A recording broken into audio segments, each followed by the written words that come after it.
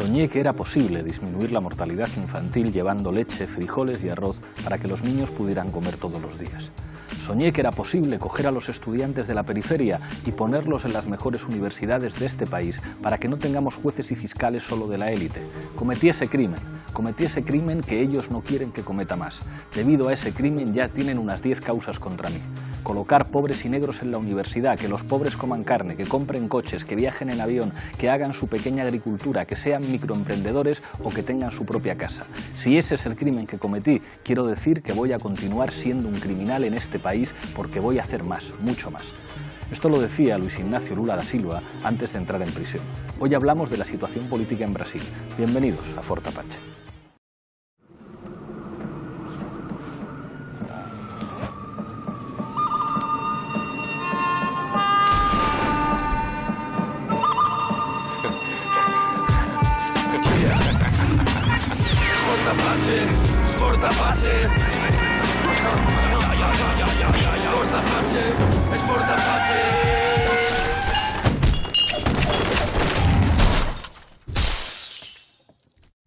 Esta noche en Forte Apache hablamos de Brasil. Para ello contamos con 6 invitados. A mi izquierda, Rafa Mayoral, de la dirección de Podemos. Bienvenido. Muchas gracias, encantado. Marga Ferrer, de la dirección de Izquierda Unida. Muchísimas gracias por estar aquí. Gracias. Laura Bejarano, socióloga, analista política. Bienvenida. Gracias. Beto Vázquez, analista político. Muchas gracias por estar aquí. Un placer. Se estrena en Forte Apache Carla Guimaraes, periodista brasileña. Bienvenida. Gracias, obrigada. Y cierra la mesa Raúl Sánchez Cedillo, de la Fundación de los Comunes. Hola, Pablo. Bienvenido. Enseguida empezamos a debatir, pero antes, como siempre, en el punto de mira. Desde el pasado 7 de abril, Lula da Silva está preso acusado de corrupción pasiva y lavado de dinero. La condena, que se eleva a 12 años y un mes de prisión, ha provocado importantes movilizaciones y ha dejado a Brasil en una situación incierta de cara a las próximas elecciones presidenciales en las que el expresidente era favorito. Si finalmente Lula queda inhabilitado, el líder ultraderechista Jair Bolsonaro pasaría a liderar las encuestas con un 18% de intención de voto. Esta noche, en Forte Apache, analizamos el momento político en Brasil ante la entrada en prisión de Lula da Silva.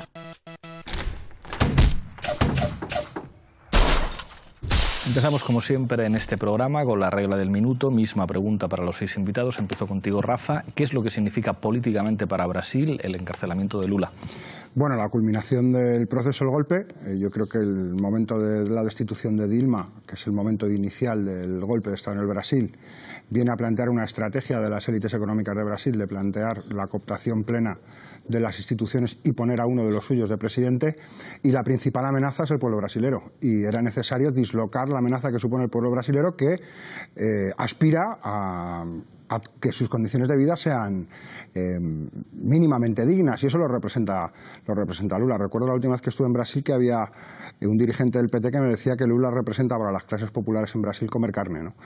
Algo tan básico como poder acceder a lo más elemental, que es lo primero con lo que se enfrenta el golpe. El golpe lo primero que hace es impulsar una reforma de las pensiones, una reforma laboral, y al mismo tiempo algo que es clave y que además va a ser fundamental en el proceso brasilero: acabar con el Ministerio de Cultura, y es una contrarrevolución cultural conservadora que también está atravesándolo todo en este momento en Brasil. Marga.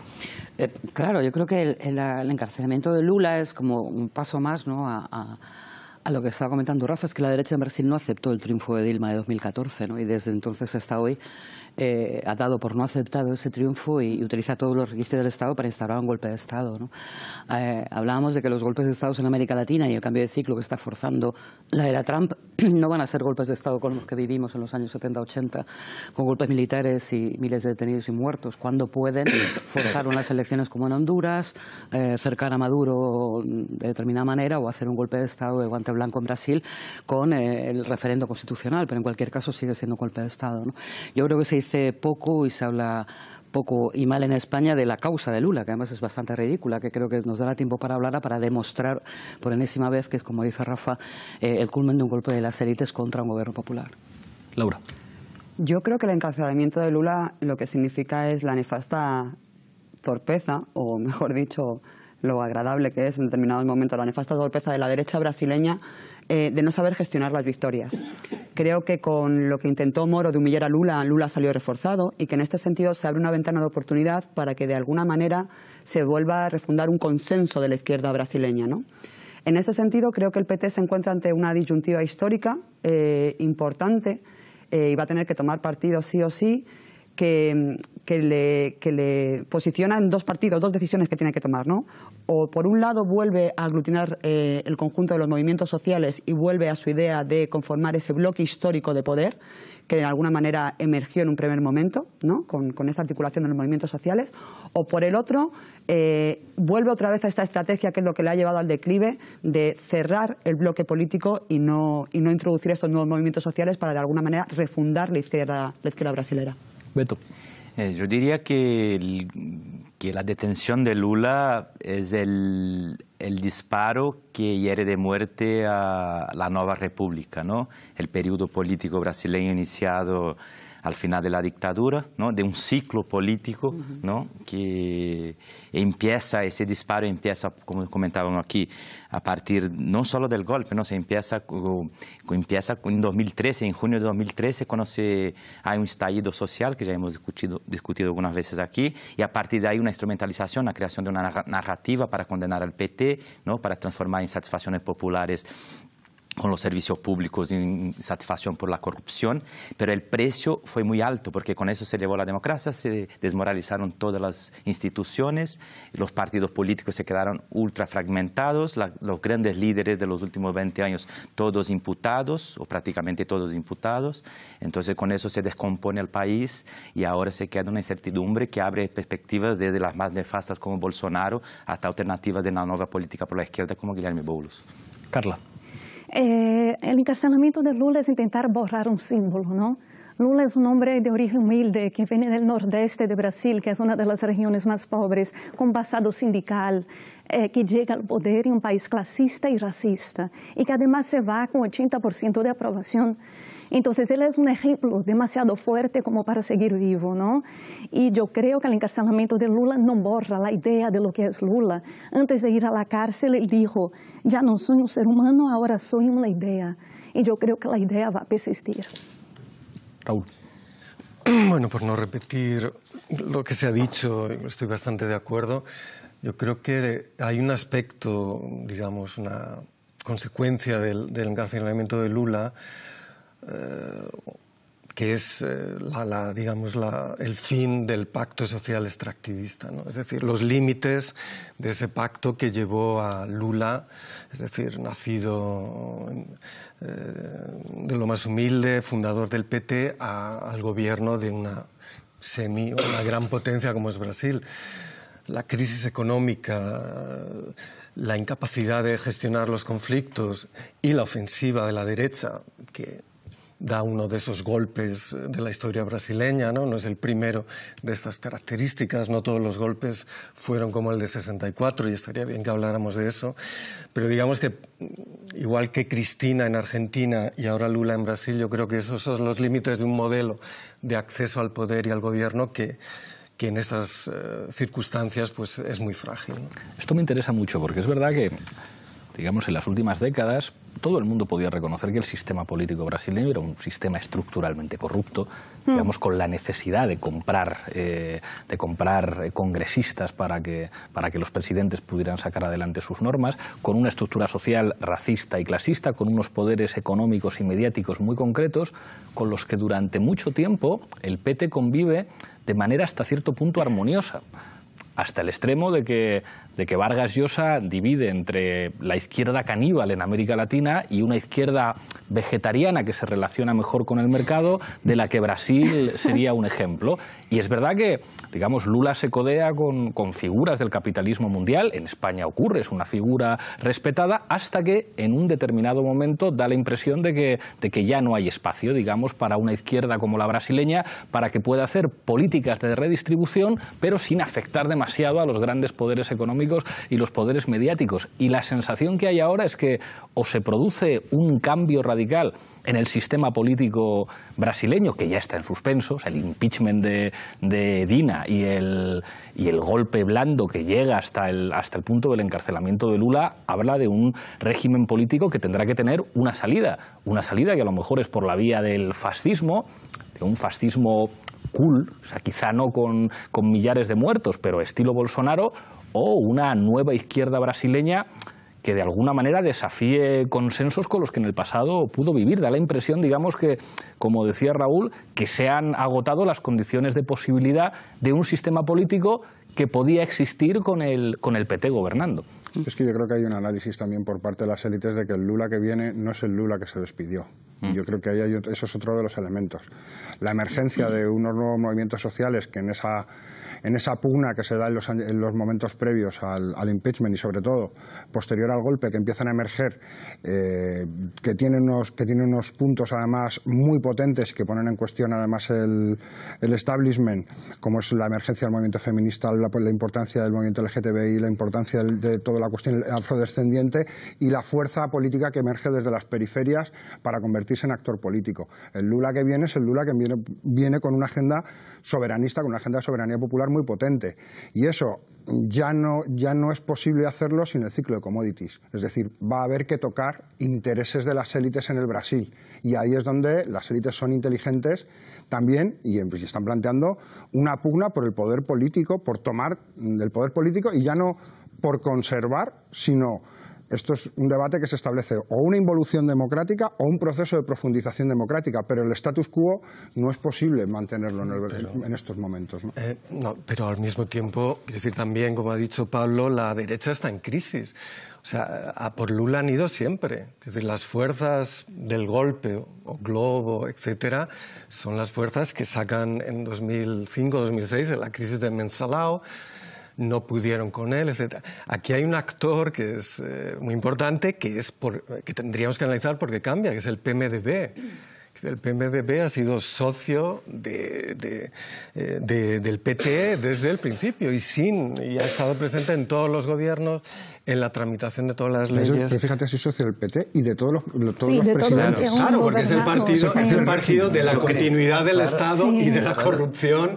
No, de hecho, Guilherme Boulos tiene una frase muy interesante, está dando en todas sus entrevistas, él dice, si yo gano, el PMDB va por primera vez en su historia para la oposición. Porque la verdad es que el PMDB, entre gobierno sale gobierno, está ahí. ¿No? Es como un gato engorá, ¿no? Que cambian la gente que es de la casa, pero el gato sigue en la casa. Ese es el MDB.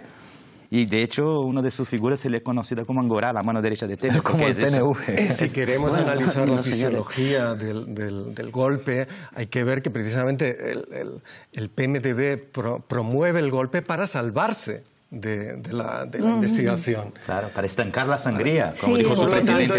Estamos lejos de una solución definitiva, puesto que el propio presidente, solo por su aforamiento, no está siendo procesado y un montón de políticos del PMDB, etcétera, etcétera. Y por lo tanto, tenemos un Di Pietro, ¿no? Que es Sergio Moro, que está por ahí construyendo también su propia carrera política y una posible alternativa justicialista, ¿no? que es inviable en Brasil, como lo fue en Italia, que ganó Berlusconi precisamente, ¿no? Claro. Y dentro de la derecha y dentro de la izquierda no hay proyectos claros o proyectos que estén en condiciones justamente de gobernar bajo la Constitución vigente y bajo los mecanismos actuales. Yo creo que hay dos elementos de los que habéis dicho. Yo no estoy segura si estoy de acuerdo. Es decir, es cierto que el PT cuando entra, o por lo menos cuando Lula aparece por primera vez, recuerdo que estábamos todos en el Foro Social Mundial, recuerdas en Porto Alegre, con los grandes mítines de Lula, que efectivamente daban voz a ese pueblo que nunca la había tenido. Y yo lo que recuerdo es que la CUT de Brasil sí que se había hecho un trabajo como de un año y medio para ver qué cuadros iban al gobierno, qué cuadros se quedaban en el sindicato y qué cuadros estaban en la calle. Hay que decir, la relación entre movimiento, partido y gobierno, por lo menos sí que se planteó en términos teóricos de ver cómo se podría lidiar con una fuerza que siempre había sido la fuerza de la oposición en la calle. Y yo creo que es interesante la reflexión en el sentido de cuál es la relación que tienen ahora, ¿no? Pues una relación muy de ruptura, sobre todo liderada por el MST con el gobierno del partido del PT en los últimos años, pero es cierto que se puede recomponer. Sí, claro que sí.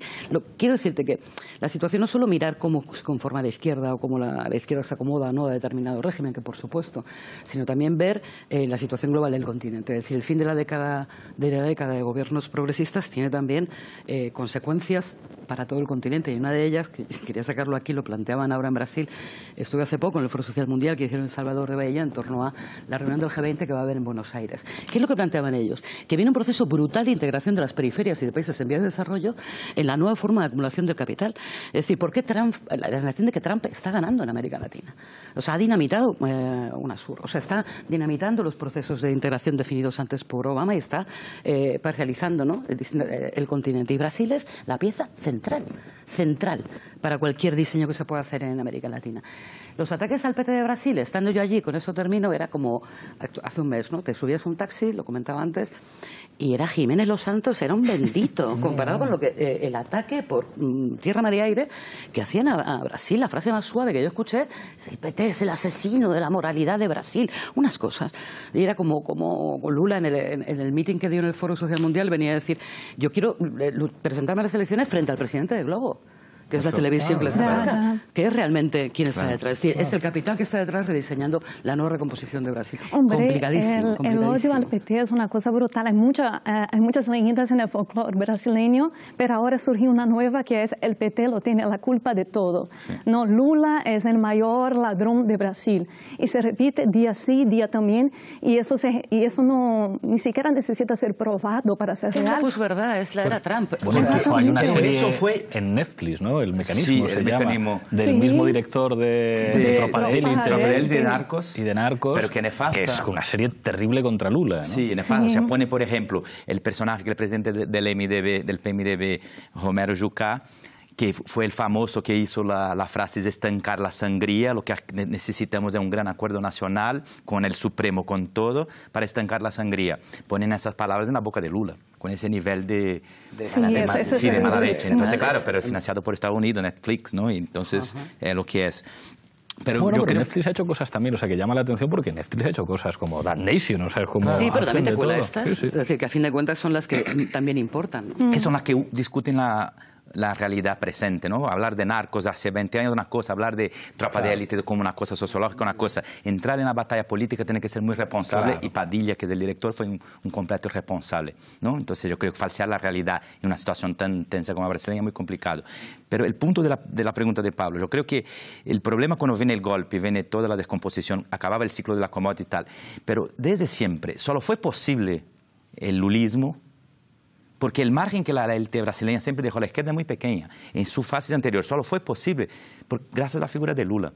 Y mi hipótesis es que efectivamente la cosa se va decomponiendo porque Dilma, por mejor presidenta que pudiera ser o no, no es Lula. Y la única persona que tenía las condiciones en ese momento de hacer la negociación, los trade-offs para llegar a acuerdos y ese equilibrismo y esa habilidad política trascendental era Lula. O sea, fuera Dilma, fuera quien fuera el sucesor de Lula, estaba fadada a tener problemas, no iba a ser fácil. Y efectivamente, ahora, claro, Lula radicaliza hasta porque han ido por él. Porque por Lula, por él buscaría la forma de consenso y siempre, pero ahora por lo menos pone el dedo en la llaga y dice, bueno, mi adversario la arregló, ¿no? Con el apoyo de Estados Unidos. Hay un documental llamado Entre Actos de João Moreira Salles, en que él grava la campaña de Lula la primera vez que llega a la presidencia, ¿no? Lula fue candidato muchos años y a la tercera finalmente llegó a la presidencia. Entonces hay una escena en que Lula está en un avión después de salir de un acta electoral, sudado completamente, después muy agitado, y alguien le dice, mira, ahora sí hay oportunidad de ganar. Yo tengo las últimas encuestas y parece que sí va a ser. Entonces Lula hace un momento de silencio, está totalmente sobrecogido y dice, ¿y ahora qué? Entonces yo creo que Lula está en otro momento de ¿y ahora qué? ¿Y ahora qué es lo que va a pasar? Laura y Rafa. Pero yo creo también, y volviendo con lo que mencionaban, ¿no? Ahora que yo creo que se posiciona el límite de los procesos y de los partidos que acceden al poder de los procesos progresistas de América Latina, porque lo que le está pasando al PT también le pasó al kirchnerismo, al PJ, también le pudo pasar a Correa. ¿Hasta qué punto, cuando enarbolan la bandera del populismo, la bandera de la democracia participativa y protagónica, una vez que llegan a la gestión, una vez que llegan al poder, se preocupan, eso sí, cada uno a su manera, de la redistribución económica, pero lo que es la redistribución del poder, no? ¿Hasta qué punto se cierran el bloque y no se produce esa redistribución por la cual, al fin y al cabo, emergen ¿no? Y yo creo que el PT en estos momentos está en esa situación de saber si se vuelve a plegar, que es lo que la lleva aquí, o si verdaderamente genera un frente amplio. Y aquí hablamos siempre del tema de cómo construimos irreversibilidades, ¿no? Que al fin y al cabo es como el kit de la cuestión. O cómo no construimos. Sí, básicamente. Y creo que siempre prestamos mucha atención al hecho de la necesaria batalla cultural, ¿no? De la revolución cultural. Y no prestamos una batalla subjetiva que puede crear, yo eso no voy a entrar, que puede crear realidad o no, pero sí creo que no prestamos atención a esas irreversibilidades materiales que pueden producirse, por ejemplo, con la reestructuración institucional, ya sea desde la administración, ya sea las Fuerzas Armadas, que en América Latina no se habla mucho, pero mira, cuando hablan pasa lo que sucede, le hacen un tate quieto a la justicia diciéndole, ojo, cuidado a ver, claro. Y por supuesto en el Poder Judicial. Y esto es lo más importante. Y con esto termino, que me parece súper interesante. Zaffaroni, es ministro de la Corte Suprema Argentina y también honoris causa en la Universidad de Río, diferencia entre los procesos de judicialización de la política y partidización de la justicia. Judicialización de la política sería lo que nosotros entendemos, lo que está pasando en España, básicamente. O lo que ocurre en Italia. Por ejemplo, y la partidización de la política sería, o sea, la partidización de la justicia sería cuando es el Poder Judicial el que se introduce para desestabilizar los que en Brasil los dos, y uno más, la politización de la justicia. Por eso, pero ahora voy. Y volviendo con el tema de las irreversibilidades, ¿no? ¿Hasta qué punto nosotros podemos de alguna manera, una vez que nosotros los partidos que llegan al poder, pueden de alguna manera reestructurar y democratizar la justicia? Néstor lo hizo con la Corte Suprema del 2003, también introdujo los decretos de democratización de la justicia, y esto no significa ni mucho menos meternos con la imparcialidad. Zaffaroni lo dice muy claro, el hecho de que la imparcialidad no es que tenga ideología, la justicia, que los jueces tengan ideología, son personas, tienen que tener ideología. La imparcialidad se garantiza cuando precisamente en el Poder Judicial existe una pluralidad ideológica. Y me parece que eso es muy importante y es uno de los retos de irreversibilidad que tenemos que aprender. Rafa. Sí, a mí hay varias cosas, ¿no? Una, que creo que Lula es mucho más que el PT. Y lo que es capaz de arrastrar Lula no es capaz de arrastrarlo el PT, y creo que eso se ha visto en el proceso de oposición al encarcelamiento, lo que supone Lula como líder popular, como la representación de que las clases subalternas de Brasil pueden acceder a todas las instituciones, pueden acceder a cualquier magistratura del Estado, y cómo se cuadran todas las candidaturas de la izquierda, cómo está la primera gran movilización que protege a Lula en el sindicato de ABC, es el Movimiento de los Trabajadores Sin Techo, que se movilizan desde la ocupación de San Bernardo y protegen a Lula frente a esa situación, como Manuela, que es la otra candidata, también acude a apoyar a Lula, y cómo se produce un proceso de convergencia, pero es un proceso de convergencia popular, no es un proceso de convergencia partidario, y eso es otro de los ejes, ¿no? Y algo que tiene una importancia para América Latina, y se ha comentado antes, pero creo que hay que hacer más hincapié. Con amigos, fundamentalmente argentinos, me llamaban y me planteaban, estaban asustadísimos de lo que suponía realmente que el jefe del Estado Mayor de Brasil le dijera a la Corte Suprema de Justicia qué era lo que tenía que hacer. Porque eso suponía romper los consensos que se empiezan a abrir a partir de las restauraciones democráticas en América Latina. Eso es un actor que empieza a poner en cuestión que lo que se está produciendo es un desmontaje de las conquistas democráticas más básicas de los pueblos latinoamericanos.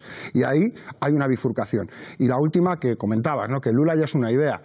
Lula es una idea en la medida en la que se empieza a plantear que la disputa se establece entre la posibilidad de que haya un gobierno popular o la posibilidad de que haya un gobierno de millonarios como es Temer, o un gobierno de reaccionarios como es Bolsonaro, o un gobierno de ejecutivos como es Doria. Creo que ahí es donde se van a encontrar los campos de disputa. O ya ni gobierno ni elecciones. Que quiero dejaros encima de la mesa, o sea, que tiene que ver con la irreversibilidad de los cambios.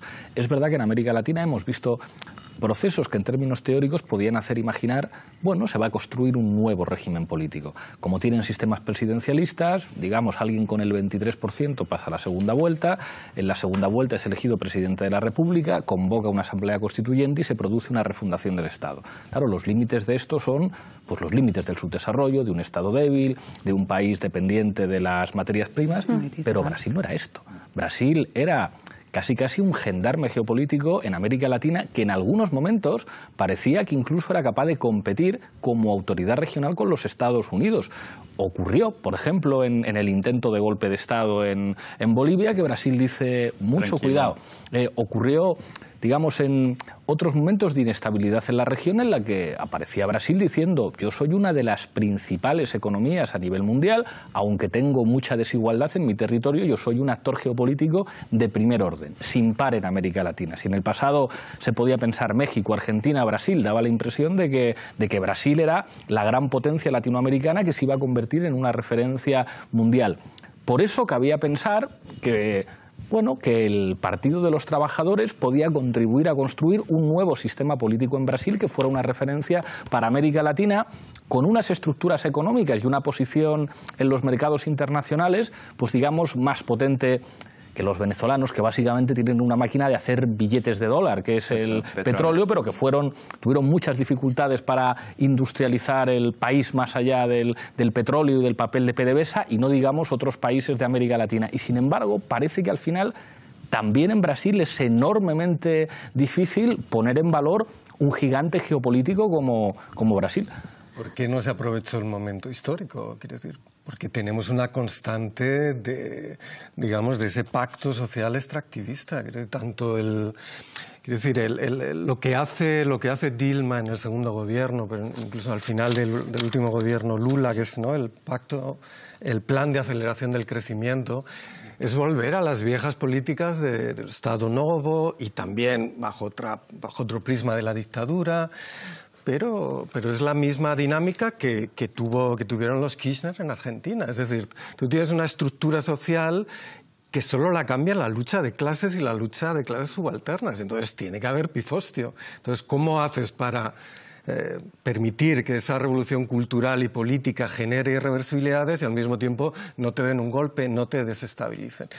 Probablemente la diferencia de la ocasión que se ha perdido era que se podía hacer a nivel continental, porque tenías un montón de gobiernos y tenías instrumentos de política exterior, instrumentos de cooperación como Mercosur y las demás alianzas para neutralizar eso. Es decir, que no solo el grande proteja al pequeño, como fue en el caso del golpe de Bolivia, sino que todos se protejan entre todos. Que las dinámicas de la derecha global y latinoamericana, que las injerencias de Washington, que las dinámicas de clase media reaccionaria sean neutralizadas, porque tú organizas también ese antagonismo. Si no, el problema son estos ciclos históricos. Quiero decir, una devastación social neoliberal, una dictadura que, quién sabe cuándo, a partir del legado de Lula permitirá reconstruir algo, pero ¿cuándo? Ahora mismo, y estoy de acuerdo con lo que dice Laura, la lógica es de conservadurismo. Claro que Lula es más que el PT, conservadurismo en el sentido de no abrir a una refundación del proyecto. Pero ahí es donde no comparto. Es decir, creo que hay un magma en este momento en el Brasil que está huyendo y sobre el que ha sido capaz, sobre esa ilusión ha sido capaz de cabalgar Lula cuando se ha postulado como presidente, que él mismo además saluda a otras candidaturas, como saluda a la candidatura de Boulos, que supone que va a competir con él, pero Boulos dice que no se presenta si Lula no está de acuerdo. Es decir, que está planteando ya que los que vienen detrás son el futuro y se está viendo un ciclo, y vuelvo a decir, donde se pone en cuestión ya no solamente uno de los actores sociales era el movimiento de los trabajadores sin tierra, pero ya hay otros actores urbanos que empiezan a plantear ese proceso de transformación que se da en Brasil hacia lo urbano y que empiezan a poner cosas en las que las cosas que empiezas a oír allá se parecen mucho a las cosas que oímos acá en muchísimas cuestiones. Y vuelvo a poner la cuestión del racismo, la cuestión del movimiento LGTBI, la cuestión cultural, la cuestión del movimiento feminista, la cuestión de las periferias está en el eje de lo que se está debatiendo. Y esta misma semana, cuando se quema un edificio ocupado dentro de la ciudad de Sao Paulo, se intenta criminalizar el movimiento de los trabajadores sin techo, a sabiendas que el movimiento de los trabajadores sin techo trabaja en la periferia y ocupa predios, que es otro movimiento el que está, pero se intenta criminalizar la capacidad política de los sectores subalternos. Y ahí es donde está el elemento clasista y racista fundamental en esa emergencia reaccionaria que supone el golpe, ¿no? Hay muchas palabras pedidas, pero las voy a dar después de Zapping Apache. Cada mañana el campamento Lula Libre saluda al presidente. Y cada anochecer se despide de él. Al cumplirse 2 semanas, centenares desplegaron luces para Lula, quien puede escucharlos desde su celda. Así despertaron en la madrugada del sábado los moradores del campamento María Leticia Lula Libre. Hoy Curitiba es una ciudad muy discriminatoria. Discriminan a los negros, discriminan a las mujeres, a los jóvenes. Discriminan a las mujeres, discriminan a los jóvenes. Desde el golpe, hace más de 2 años, la violencia política tiene aumentado acá en Brasil. Sea la violencia del cotidiano contra los negros, las clases populares, o sea, la violencia institucional.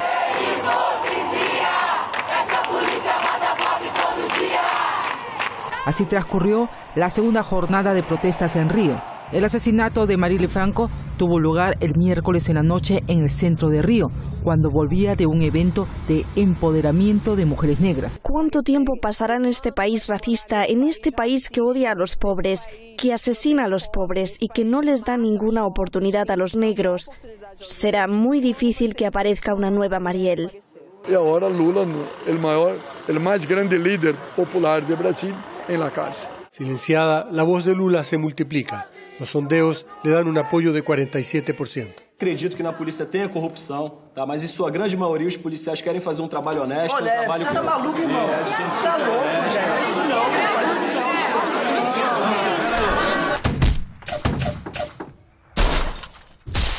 Hay varias palabras pedidas, os las doy, pero os dejo encima de la mesa un par de temas para que vayamos afrontando, que son básicamente los escenarios en las elecciones del mes de octubre de este año. Escenarios para la izquierda, si Lula podrá ser candidato o no podrá ser candidato. Escenarios para la derecha, quién puede ser el candidato de la derecha que eventualmente pase a la segunda vuelta.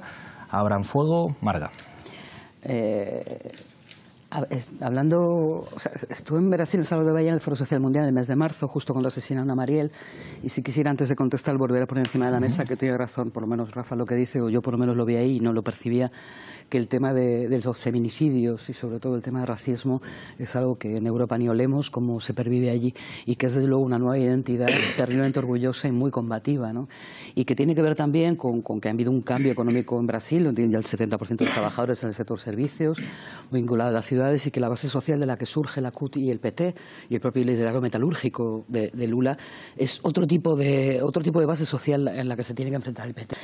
Estando allí, por lo menos la gente del PT, yo no soy una experta, pero la gente del PT allí lo decían 2 cosas, lo decía el entorno de Lula. A Lula o lo encarcelan o lo matan. Y ha habido intentos de... Era consciente de que lo podían matar, y más después del asesinato de Marielle el día 14 de marzo, era consciente de que le podían pegar un tiro. Una bomba en su instituto porque tiene que ver con las elecciones en octubre. El caso es evitar a toda costa, sangre por medio, que Lula se presente. Entonces a mí lo que me ha dado que pensar no es tanto lo mal que lo hace la izquierda, sino lo fuerte y lo poderoso que está el enemigo en un país absolutamente violento. Y el decir, ¿cuál es el problema? A los discursos de odio. Y termino con una sola frase. ¿Cuál es mi problema? Mi problema, miedo, mi pánico, es decir, es que la salida de la década gloriosa en América Latina sea seguidora de la era Trump, con personajes del calibre de Bolsonaro que se están presentando en Brasil, ¿no? Es que ahora se incentiva el discurso de odio, o sea, el odio al pobre, el odio al negro, el odio al... Y cuando Marielle muere sale gente a celebrar en las redes sociales, porque es una mujer que era de la favela y ya inventan que tenía relaciones con traficantes. O sea, la cuestión es desmoralizar. Y la cuestión es dar voz a lo que, imagínate, el prejuicioso que se siente censurado, ¿no?, en sus prejuicios. Es que yo diría que o sea, el tema de la inseguridad es el tema dominante en la agenda hoy en Brasil, ¿no?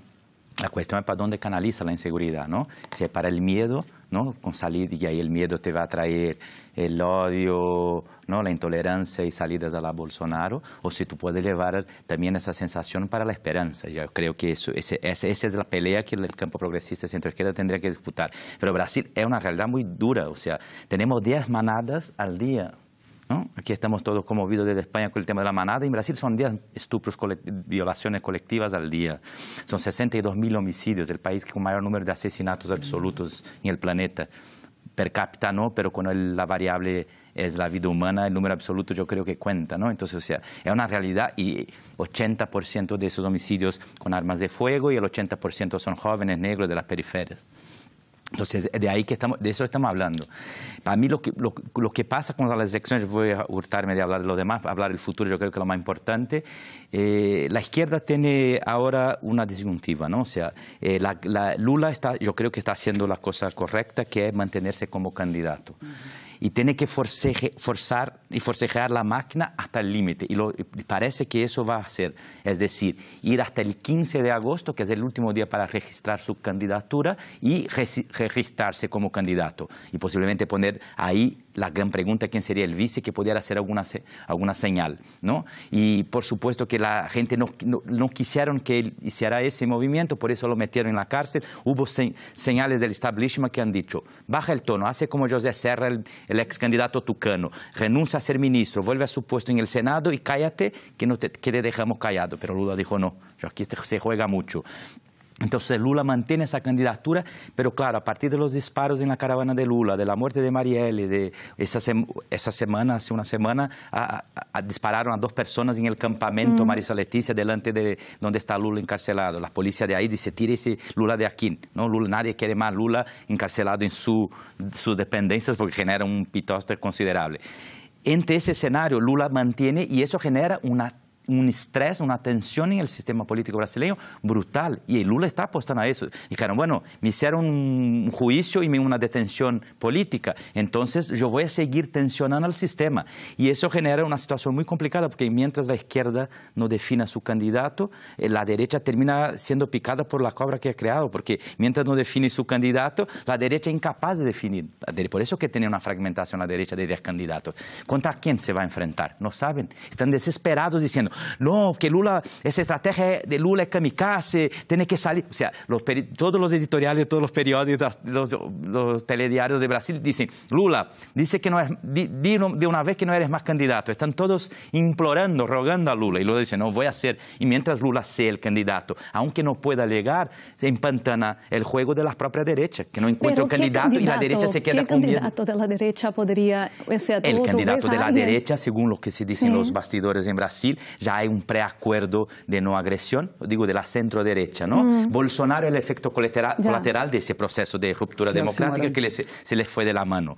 Pero dentro de la derecha el candidato sería el gobernador de São Paulo, que acaba de licenciarse, Geraldo Alckmin. No tiene apoyo. No llega a los 8%, pero la derecha va a intentar y quiere meter como su vice al ministro de Hacienda de Temer, que es el expresidente de Banco Boston, Enrique Meirelles. Ese sería el tándem de los sueños del sistema. Que sería la propuesta de la oligarquía. Sí, pero esta propuesta, el tema difícil es que Alckmin, que es ese candidato, no llega a 8%. Su partido está destrozado porque con la Lava Jato se fue mucho más que el propio PT.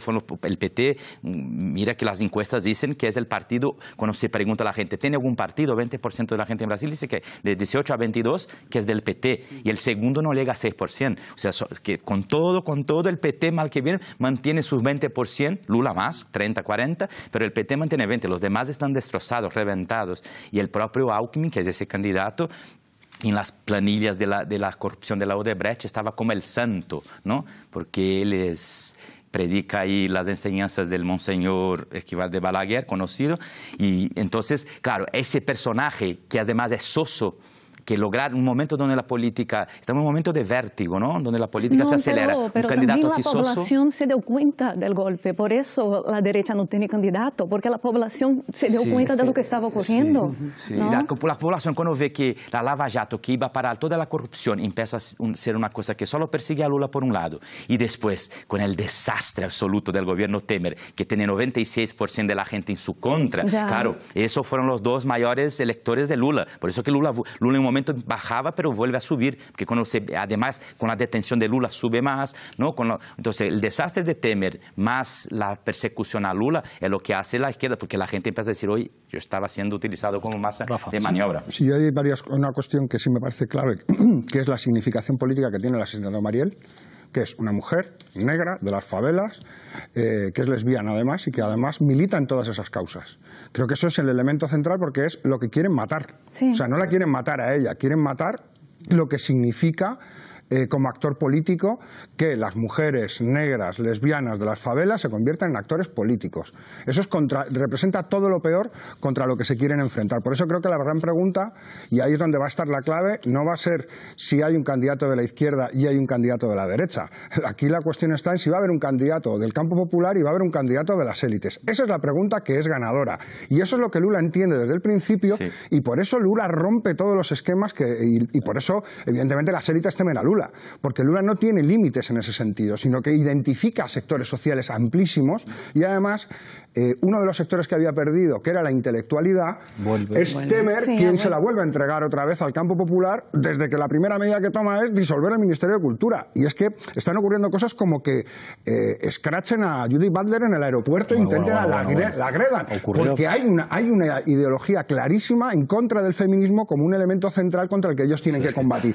Entonces, ahí Lula, además, no se queda en sí mismo, sino que además dice, en su despedida, y con el resto de los candidatos dice, ojo, que hay gente que viene detrás y yo soy mucho más moderado que ellos. Claro. Es decir, viene Boulos y que tiene mucho futuro y aquí está y saludo su candidatura y ojo que si me quitáis a mí de en medio ya veremos a quién apoyo yo como no me dejéis presentarme. Creo que eso es un mensaje claro del tira y afloja con esa habilidad política de acabar de interpretar el país, que yo creo que es lo increíble de Lula es la capacidad que tiene para interpretar el país. En el meeting que yo lo escuché era muy consciente de lo que tú decías, de que era un símbolo, ¿no?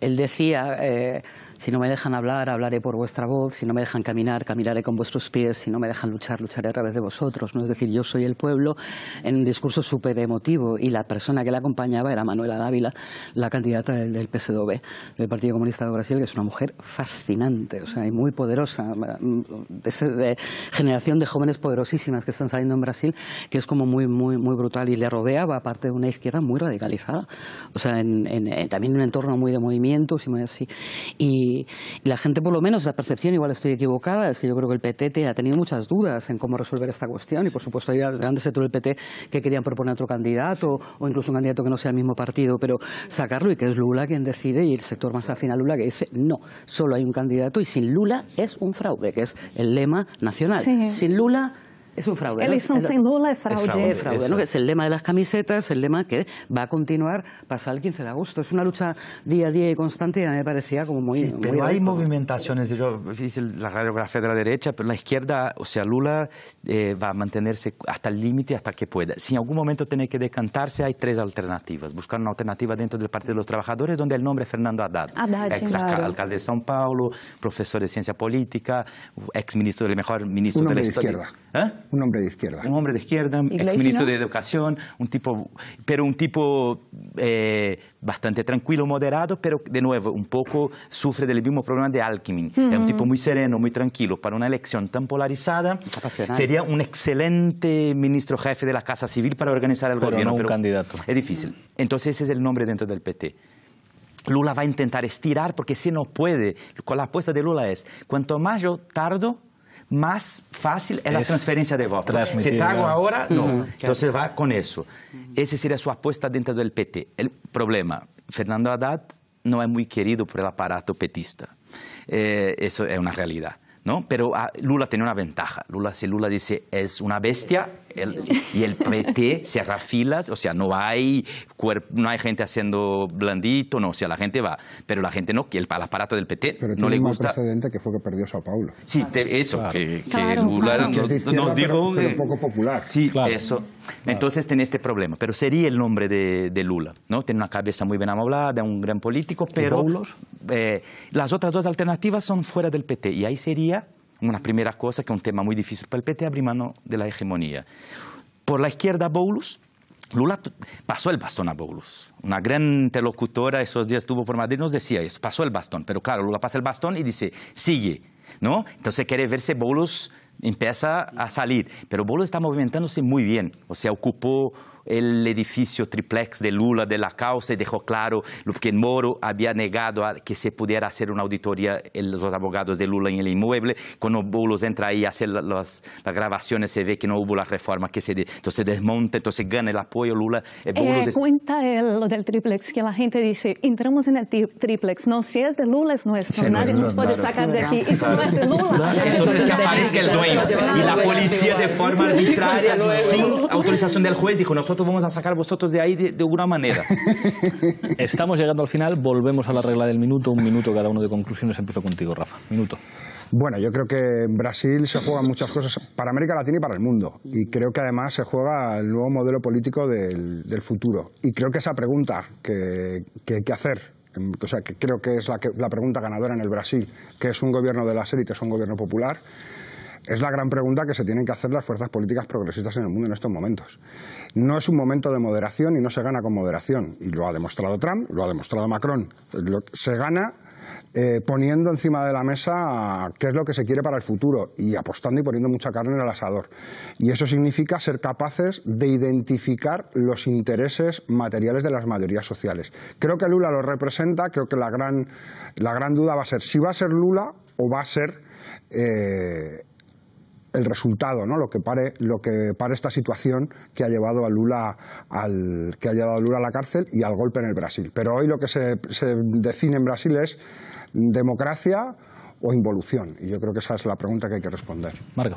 Y se decide también, yo creo, en parte un eje del mundo. Es decir, yo insisto que creo que la administración americana tiene una estrategia que pasa por derrotar a Brasil y que si lo consigue finalmente, lo que cambia también es parte del diseño multipolar que está creciendo, el que Brasil es esencial. Conclusión, hay que desarrollar toda la solidaridad posible con Lula y con Brasil, intentar ayudar a frenar el golpe de Estado, porque es determinante no solo para el continente, sino para una estrategia de la extrema derecha representada por Estados Unidos que no tengo la menor duda que hay que combatir. Laura. Yo creo que si algo nos han enseñado los procesos progresistas de América Latina y también en el de Brasil es que no es suficiente con la toma del poder político para poder realizar transformaciones e irreversibilidad. En este sentido creo que Brasil y el PT ahora mismo se está enfrentando a una diatriba en la que tiene que elegir si verdaderamente incluye estos movimientos sociales. Esto se verá con si Lula consigue o pone de candidato, por ejemplo, a Boulos o alguna persona que de alguna manera signifique estos movimientos, o por el contrario, si verdaderamente se cierren filas. Antes hablabas de los candidatos posibles, yo creo que Gleisi también es una buena candidata y viene parte del PT. Digo, me parece que se va a disputar en ese entorno. Creo que es una oportunidad para que el PT y la izquierda brasilera lleguen a un nuevo consenso, que de alguna manera vuelvan a construir ese bloque histórico que por algo emergieron, ¿no? Beto. Gleisi, que la presidenta del PT, esa semana dispararon y ya abrieron una causa nueva en Lava Jato en contra de ella. Todo nombre del PT que surge, quitando a Haddad, todos los otros nombres, posiblemente de la primera línea, si salen van a encontrar alguna forma de enjuiciarlo para dejarlo desprestigiado. Decime en Brasil, el rayo no cae dos veces en el mismo sitio. Y en ese mar de incertidumbre y malas noticias que vive Brasil, el rayo cayó dos veces en el mismo sitio. Tenemos a Lula, pero tenemos a Boulos. Lula erguió la mano de Boulos y dijo, ese es el futuro de la izquierda de este país. Yo creo que la sabiduría, y Boulos esa semana ya no dijo en una entrevista que cada uno iba a mantener su candidatura para ver un acuerdo en el segundo turno, en la segunda vuelta, dijo, hay que juntarnos, hay que pensar el frente, de momento el frente democrático antifascista popular ante la avanzada escalada fascista. Esta seña, junto con otros tantos señales, es una seña de que hay espacio para llevar Lula hasta 15 de agosto y yo creo que no le van a dejar y cuando no le dejen que pueda ser Boulos quien recoge el testigo. Eso sería una maravilla. Para mí, mi opinión personal, Boulos es un excelente candidato. Además, hay que decir que la vicepresidenta de Boulos es Sônia Guajajara, que es una líder indígena. O sea, que un indígena llega al poder en Brasil sería algo maravilloso, ¿no? Pero yo sufro de realismo mágico y utopía, porque cada candidato que voto pierde. Menos Lula, que ganó diversas veces.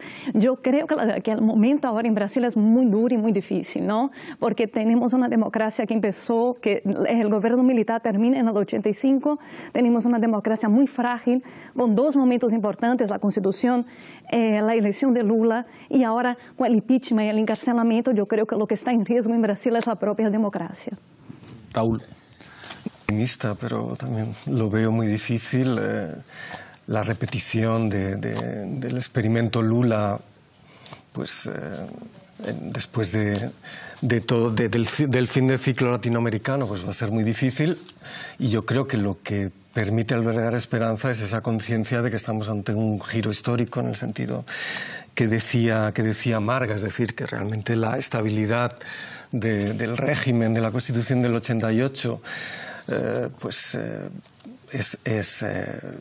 está en crisis y las soluciones que vienen por parte de la derecha son soluciones de involución, y que eso permita que al menos en las presidenciales haya un compromiso de las fuerzas democráticas en torno a un candidato del PT. Ahora bien, creo que detrás de eso está el problema de haber analizado el 2013 y lo que suponía para el cambio de ciclo en Brasil, y a partir de ahí hay que reconstruir a medio plazo. Si se vence, será una victoria frágil que no soluciona el problema. Muchísimas gracias, Raúl. Muchísimas gracias a los 6. Aquí nos veremos la próxima semana en Fort Apache.